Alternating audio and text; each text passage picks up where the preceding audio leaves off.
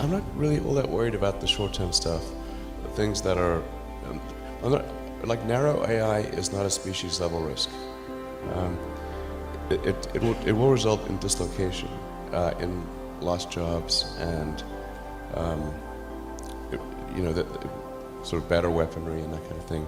But it is not a fundamental species-level risk, whereas digital superintelligence is. So it's really all about laying the groundwork to make sure that if humanity collectively decides that creating digital superintelligence is the right move, then we should do so very, very carefully. Very, very carefully.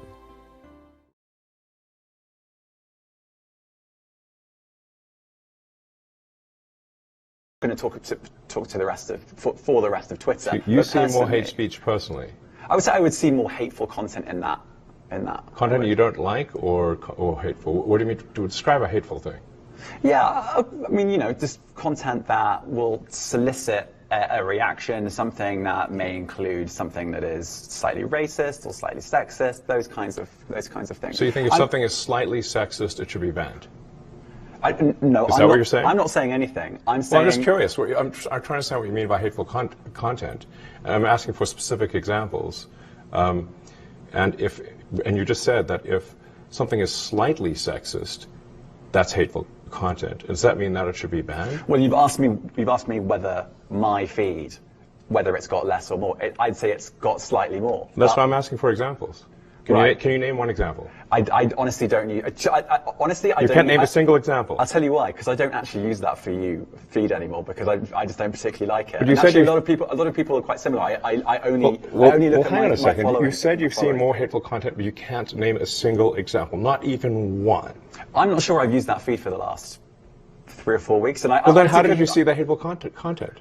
Because I've been using Twitter since you've taken it over for the last 6 months. Okay, so then you must have at some point seen for you hateful content. I'm asking for one example. Right. And you can't give a single one. And I'm saying then I say so that you don't know what you're talking about. Really?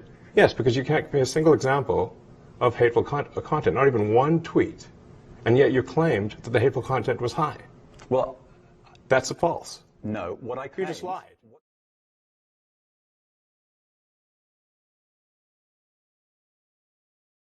Like, creating a company is almost like having a child. So it's sort of like, how do you say your child should not have food?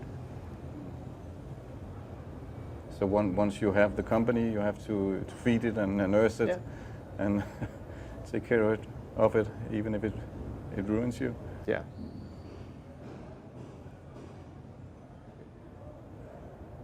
But suppose there were some tough times in end of 2008. How did you get through that period of crisis? Yeah. 2000 and... Can we just break for a second? Sure, of course. Yeah. You want to wait a little while? Yeah, sure hope it was worth it. Sure hope so. Sure hope it was worth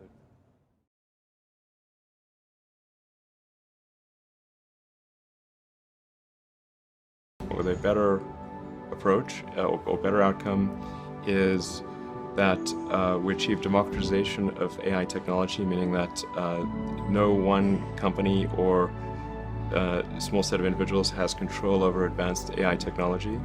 I think that's very dangerous. It could also get stolen by somebody bad, like some evil dictator of a country could send their intelligence agency to go steal it and gain control. It just becomes a very unstable situation, I think, if you've got any incredibly powerful AI. You just don't know who's going to control that. So it's not as though I think that the risk is that the AI would develop a will of its own right off the bat. I think it's more that's the concern is that someone may use it in a way that is bad, and even if they weren't going to use it in a way that's bad, that somebody could take it from them and use it in a way that's bad. That I think is quite a big danger.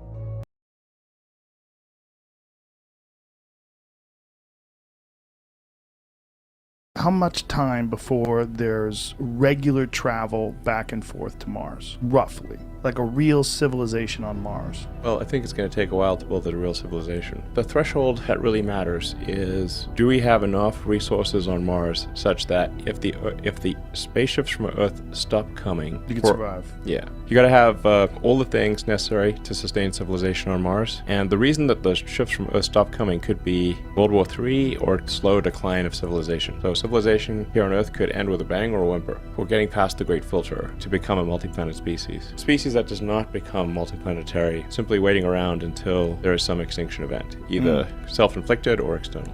It's like, do you want a future where we're out there among the stars, exploring the universe, or do you want a future where we're stuck on Earth forever?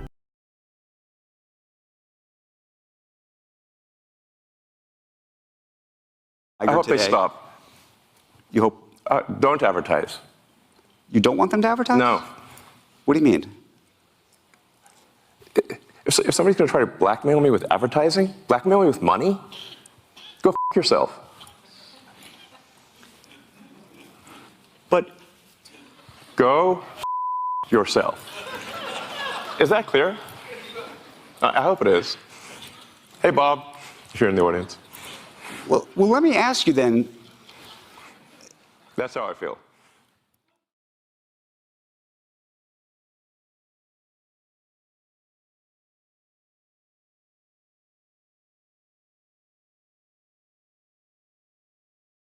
Based on everything we know about history and archaeology and stuff, Earth's about 4.5 billion years old, and the first writing is only about 5,000 years old. So it's taken 4.5 billion years to get to this point. So the window of opportunity to make life multiplanetary and have a base on the moon or Mars is open for the first time in the 4.5 billion year history of Earth. Now, it may be open for a long time or it may be open for a short time, but I think we should not assume it will be open for a long time. And while the window of opportunity is open, we should make life multiplanetary.